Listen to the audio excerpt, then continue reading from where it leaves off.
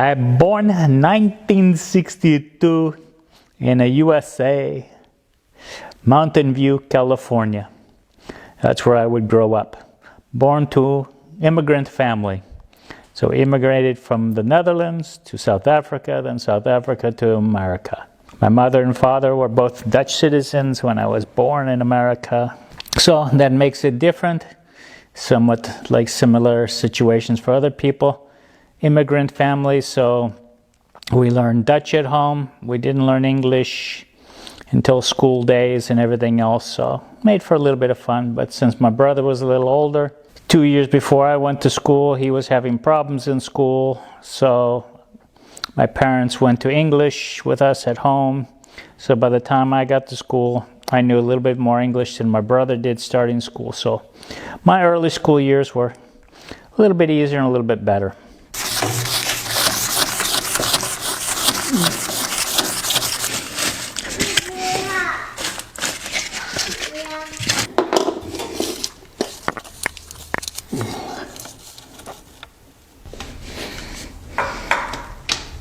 Growing up in California, beautiful state, it's warm, good seasons, can go around. Childhood was normal childhood. Play with kids, go to school, get your education, this one, that one. After I graduated school at the age of 16 in 1979, I did another year in the restaurants. Then I went to work for a couple computer companies. Made some good money, worked for computer companies, but I didn't like it. Too much drugs and alcohol. Not what I would later like to have done in life. But you're young, you do that kind of stuff. So those were the early years. And then after a few years of working, I got ready to start to travel.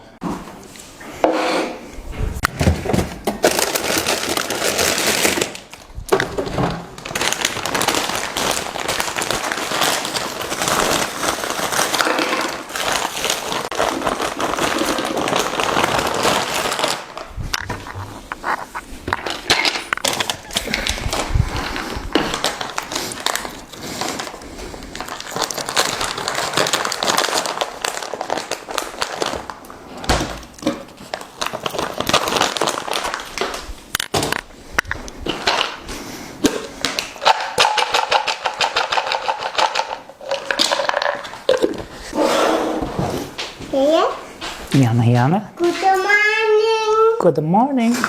Where? Mama. Get for me? Mama. No, you have to get. Mama. No, this is Dada's. Mama's. Where's yours?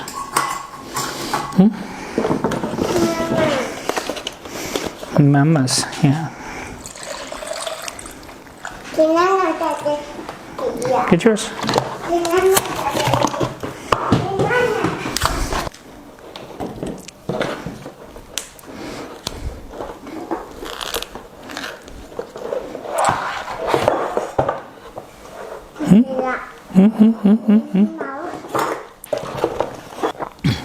No. No. No. No. No.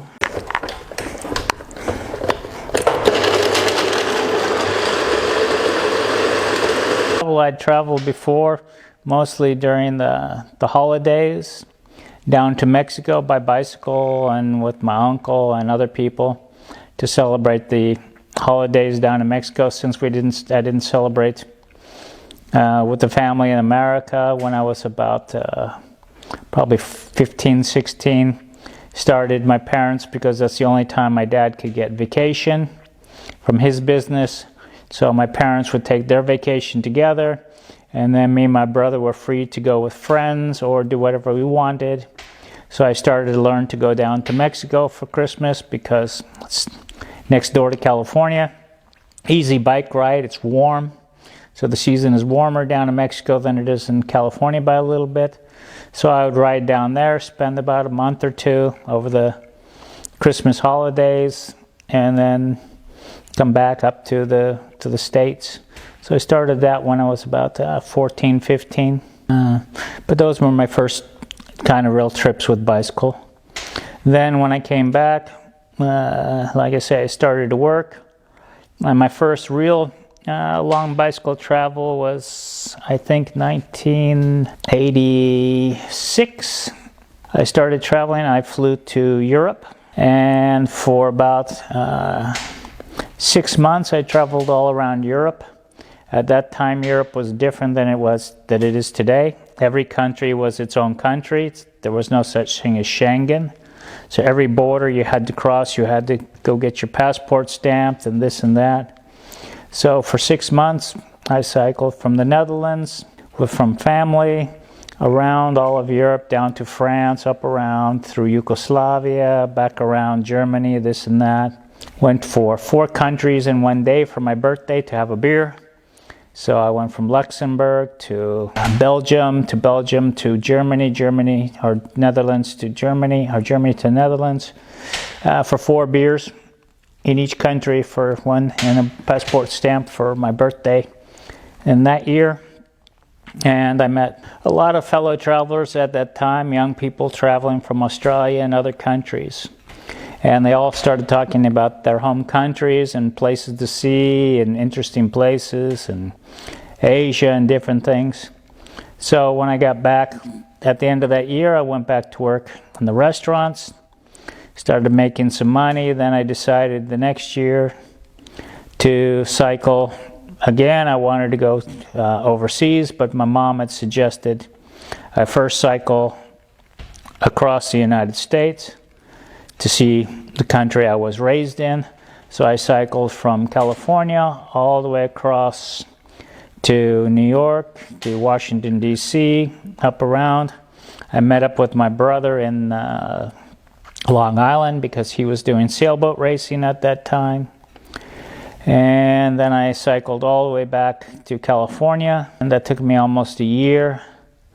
And then I took a break for a few odd months, went back to work, made some money, started making my plans, today we look on a computer or a little cell phone for flight options, and at that time instead I looked in the newspaper, and during that time they had what were called around the world flights. So you would fly all the way around from like San Francisco to Europe to another place, then to another place, then to another place, and then all the way back around to Asia, and then back around to America. So I looked into flights like that and realized I could fly to one place, get off with a bicycle, cycle across a few countries or something to the next airport, then pick up a month or two later a flight from there, and then continue on my around the world journey. So for my first flight, I think I paid something like $1,000 or so, and it was good for 1 year flying. So my first flight was back into England, and then from England we went to Russia, and then from Russia flew down to Africa. So I went to Kenya, cycled around Kenya, down through Kenya, through parts of Africa, then back to Kenya, and then from there I flew to, I think it was India. I cycled across part of India, and then from India I flew, I think it was to Australia. That was the next stop from Australia. Then in Australia I got to Cairns, cycled down from Cairns to Sydney to visit friends, and there I found out about the really cheap flights back into Asia at that time. So during my break I'd only spent about a half a year about this time. Season was getting to be about winter time in Australia, so my friend suggested, well, why don't you go to Asia for the summer? So I flew up from there to Singapore. Then from Singapore I cycled up to Bangkok, around through Malaysia, across into Cambodia, Vietnam. Vietnam at that time, we were only allowed to go halfway up the country because they were still not completely changed after the war there. This was about 1988, so the world was a lot different then. So I had to cross back into Laos, went back to Thailand, and then from there I flew to Hong Kong, from Bangkok to Hong Kong, and then from Hong Kong I went into China, mainland China. That was my first experience of mainland China. I went into, you had to take the ferry from Hong Kong into Guangzhou because there were no roads or cities going from Hong Kong to Guangzhou at that time. So I took the ferry into, or a little boat into Guangzhou. And then from Guangzhou I was allowed to cycle around with a bicycle.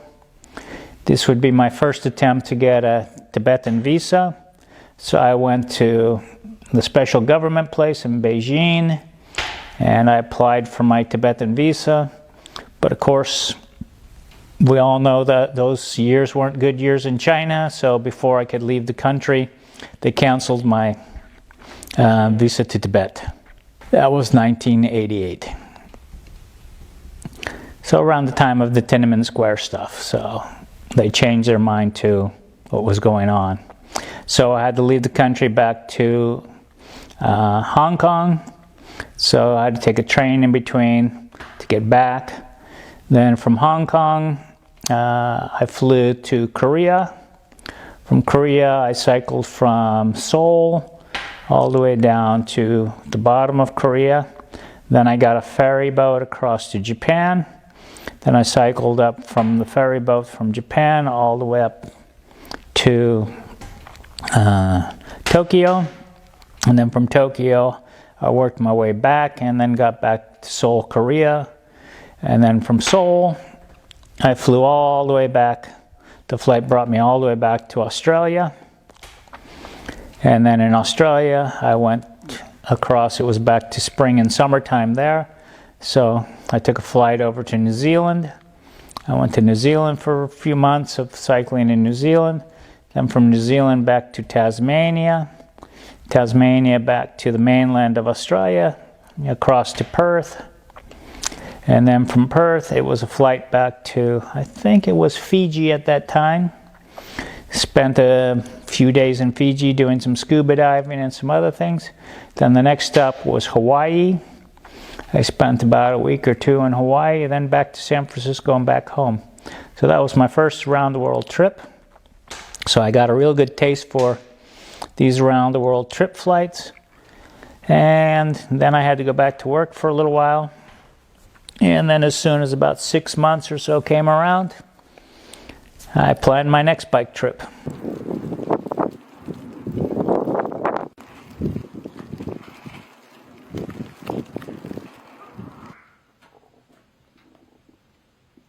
Family supported me as far as when I came home.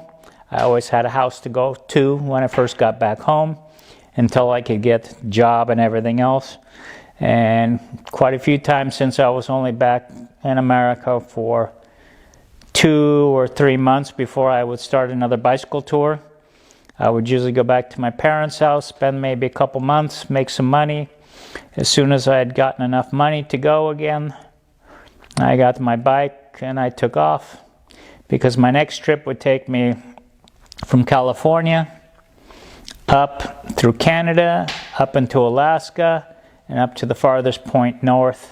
And then from there I cycled back down. And then when I got back to San Francisco on my way back to Coastal Road, again I stopped at my parents' house, worked for a couple months to make a bit more money.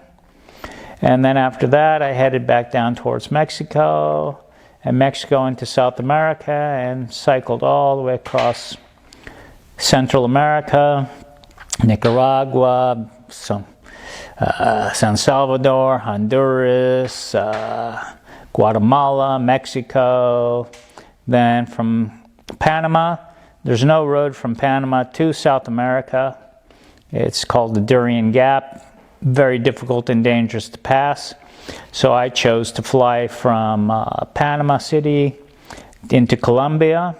And then from Colombia, since I was down in the coastal town, I went over to Venezuela, then looped back, did a short loop from Venezuela back into Colombia, then up into the Andes, then the Andes across from Colombia to Ecuador, Ecuador, I went and visited a cousin of mine. She was doing some work there at the time. And then we went to the Galapagos Islands because when you're there, you may as well do that one. It's an adventure of a lifetime. This is where the animals have no fear of human beings. Sit next to a seal and some other things. And then went back to Guatemala. Back from Galapagos to Ecuador. Then Ecuador back up the Andes, which is a 5,000 meter straight up climb from the coastline. So you just climb up the mountain. This bike took me over a day and a half to cycle up to the top of the mountain. Then once you're at the top, you're back over the plateau. You're into the Andes Plateau. Cycle that down all the way down from Ecuador to Peru, Peru to Bolivia, past Machu Picchu, all the normal sites, a bunch of other stuff, into Bolivia, Bolivia into Chile, Chile around to Argentina, Argentina back up around to Paraguay, then Uruguay, then Brazil, and then back there. I had some issues, and so I flew home back again from Paraguay, back to the United States, and then took a few months of work again to make some money again.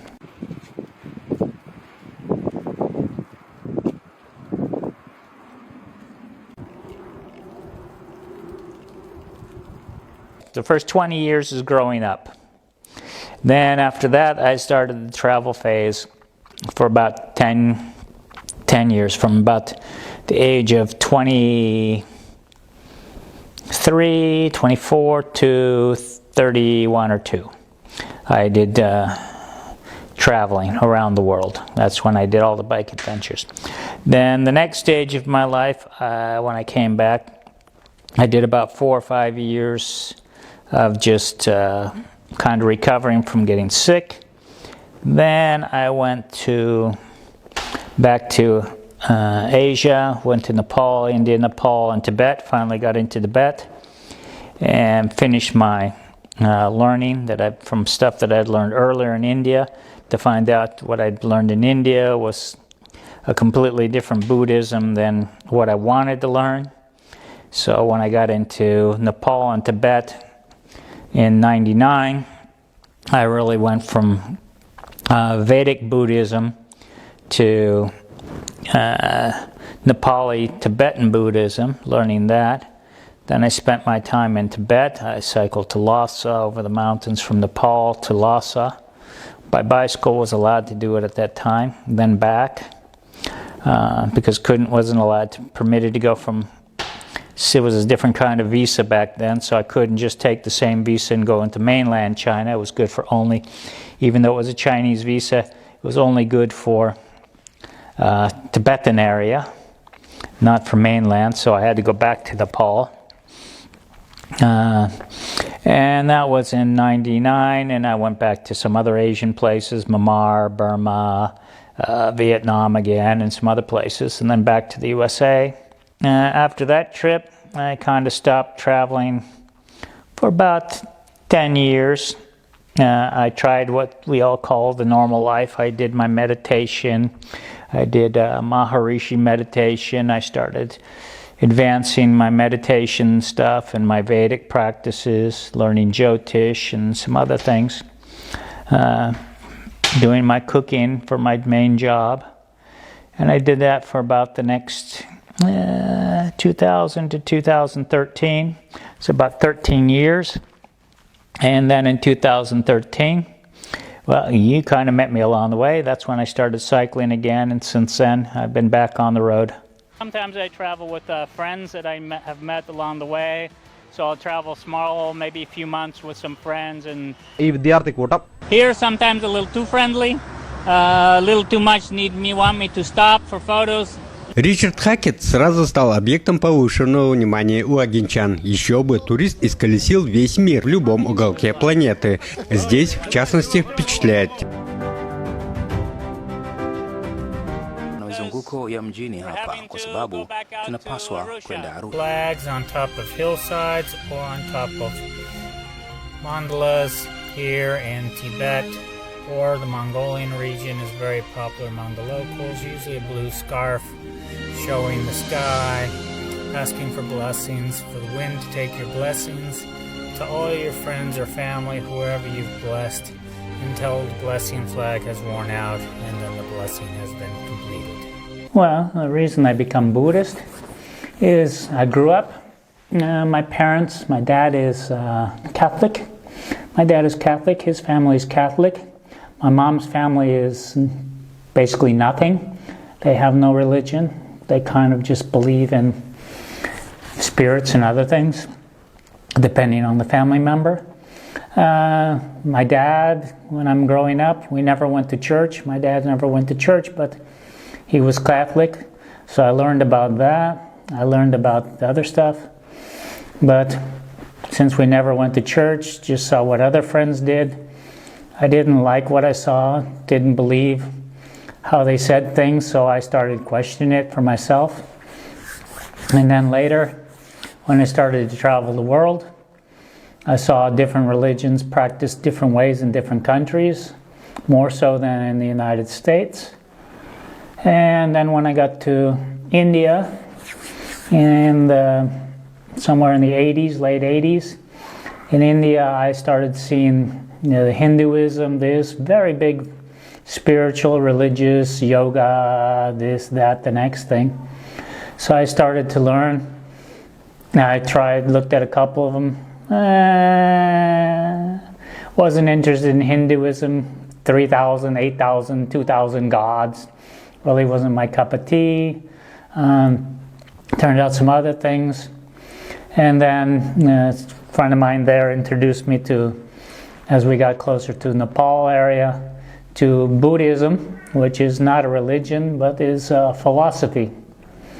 So I tried to understand what is the difference in between this religion and what they called philosophy. So in the 80s I learned about the Vedic tradition, which goes back before Hinduism and all that. And the principles that the Vedics had brought later into Buddhism. But it became a philosophy, not a religion. So I started learning the different people, the different gods, the different things, how everything was connected. I like Ganesh, the elephant god, the remover of obstacles. Because in life we have a lot of obstacles that need to be removed. So I went to do that. But then the more I studied, I tried an ashram here, an ashram there in India. Like I say, the Hinduism, the other ones, it really wasn't my thing. But when I got to the Buddhist temple, and I spent 1 month in the Buddhist temple, I learned a very simple life. We did a little bit of chanting, not like I do today, a little bit of meditation, we did chores, we did things, just daily life. And it seemed more reasonable, and I started practicing it a little bit more, diving into it, and learning a bit more. Then as I traveled on to Myanmar, later I did another temple in Myanmar. There I learned to walk with a begging bowl, learn humility, learn some other of the aspects of the Buddhist philosophy. There it's turned more into a religion, but still the basics are the philosophy. So I kind of liked it. And then into Thailand, even more religious like Buddhism, but also you can get to a lot of temples and a lot of monasteries where it's still more philosophy-like, and the practices and the stuff was good. Like I say, started in 1980 something. I didn't call myself Buddhist until probably in the 90s when I started saying, okay, I believe in the Buddhist philosophy, mid-90s, and then I wanted to go to places like Tibet and learn more about the Tibetan Buddhists because I saw that was even a little bit more different. I'd already been now by then to Korea and Japan, saw the offshoots, Taoism, Taoism, but the different forms of Buddhism.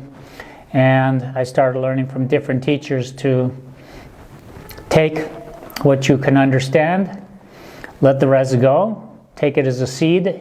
If someone tells you something, it's like being planted a seed of knowledge. Maybe later you'll understand it when your level is to understanding it, this and that. I liked some of the practices and principles, but again, I don't like when it becomes religious. I like it when it stays more a philosophy, and this is what we choose to do to find a path to a better being, a better enlightenment, or however you want to call it. Everyone has a different name for it. I call it just bettering oneself, so we become a better human being. If we are a better human being, people around us become better. Our actions, the way we look at the world, it becomes better, it becomes more peaceful. So it becomes easier, less stressful.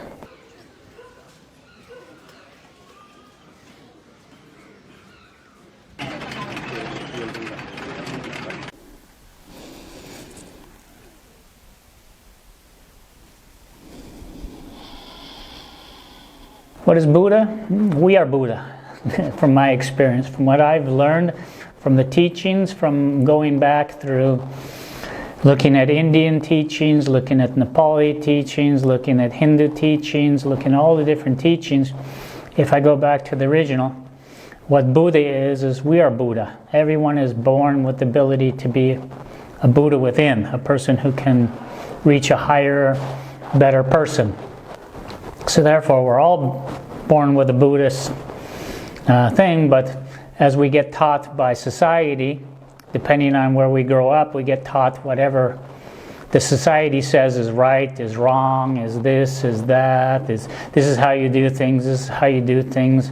Whether or not you chase money more than something else, chase happiness, contentment. These are all things I found around as I've traveled around the world. I see that the world teaches us or brainwashes us to see something different than the simplicity of life. After all, we are, even though we call ourselves human, we're still an animal. So we still have basic needs like everyone else. Eat, sleep, do our daily business, and, find the happiness, whatever your goal of happiness is. Well, with human beings, happiness becomes very, very complicated because we're told we need a house. Okay, house is simple. It can just be simple walls like I build for my cat shelters. Just something to keep warm and keep nice and keep safe from the elements in. Versus man wants $1 billion house with all these fancy items and these fancy things and all this paintings and this and art and all these material objects. When you become more Buddhist-like, it's just things. We can't take them with us when we die, so why are we getting all these things? Why am I spending my entire life trying to get all these things that I cannot take with me elsewhere? But things that I do with Buddhism is like sharing my food with the cats, sharing my food with the dogs, helping other human beings.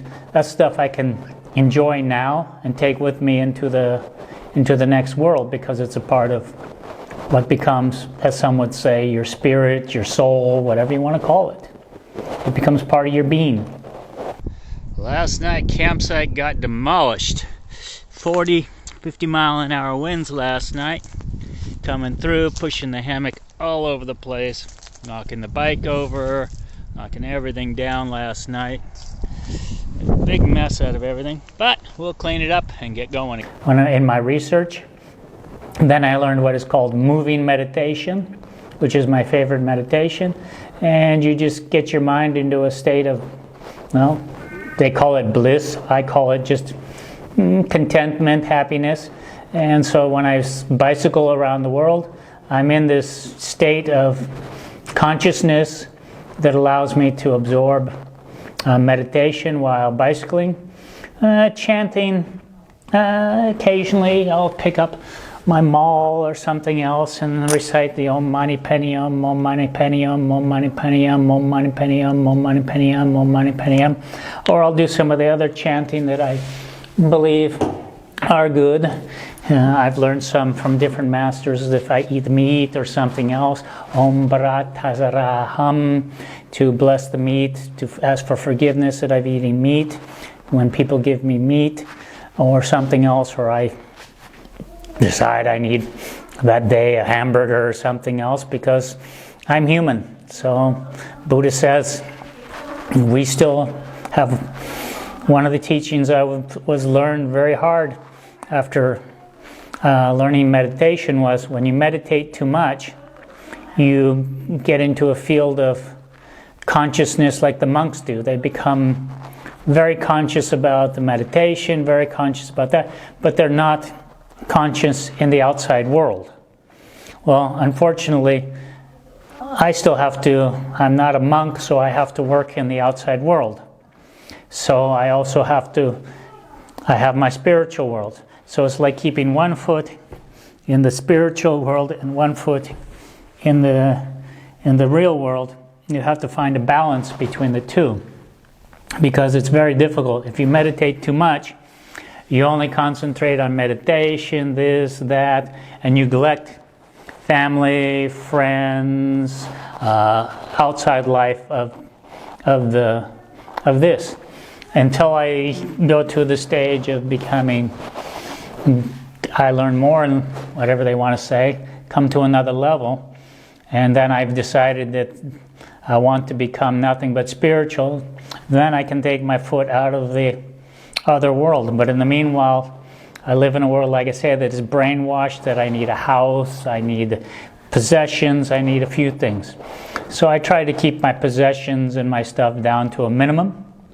I don't have attachment to things anymore. I learn to just, I use when I no longer have use for it. I find someone else that has use for it, and I just give it away. The item will find its purpose in life, being used. Since I'm no longer using it, why am I keeping it? So many people keep stuff in the house, keep stuff everywhere, collect things, and then for what? The item just sits there not being used, not for the purpose it was brought into this world to do something. So that's how I feel with that one.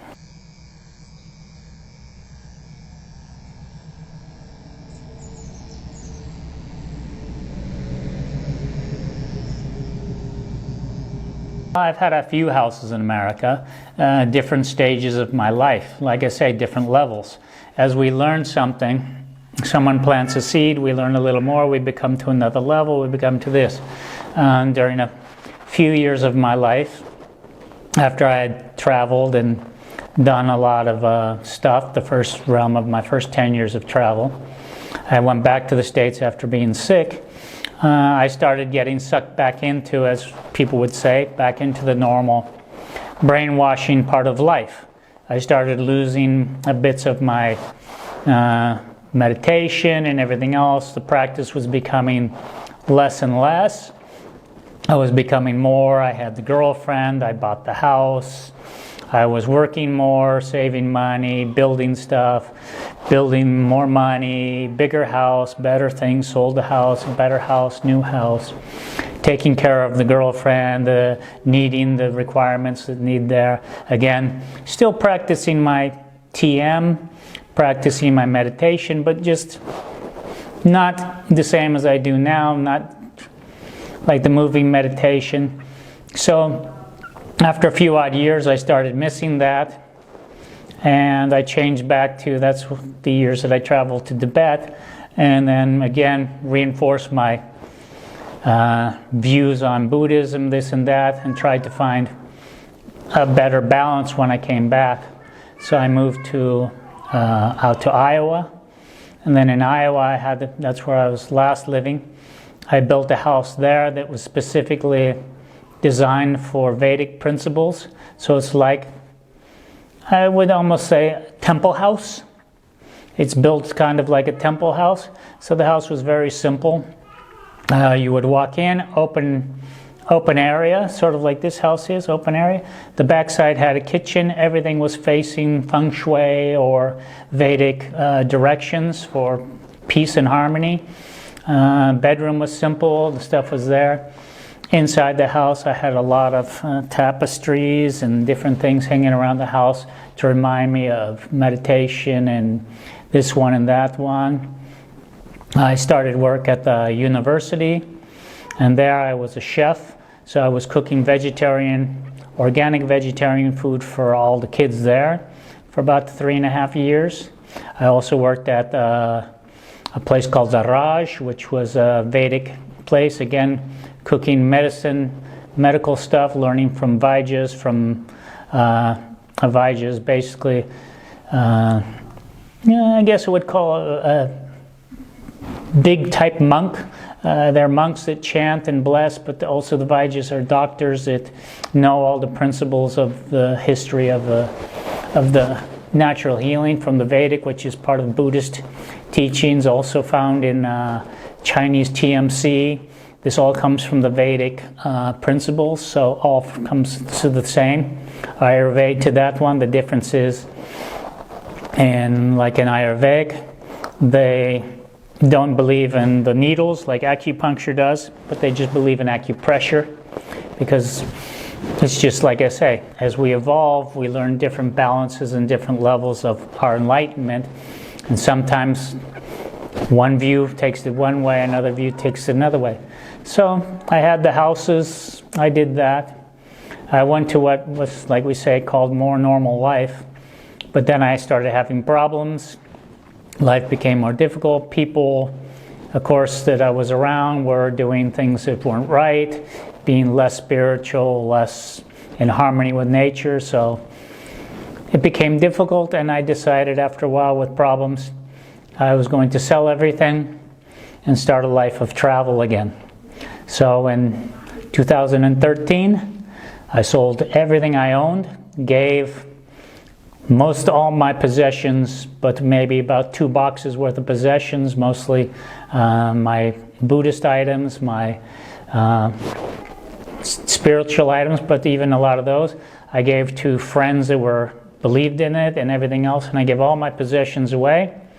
And I left the United States in 2013 with a bicycle and 4 bags, and started on the road back to finding spiritual peace and happiness.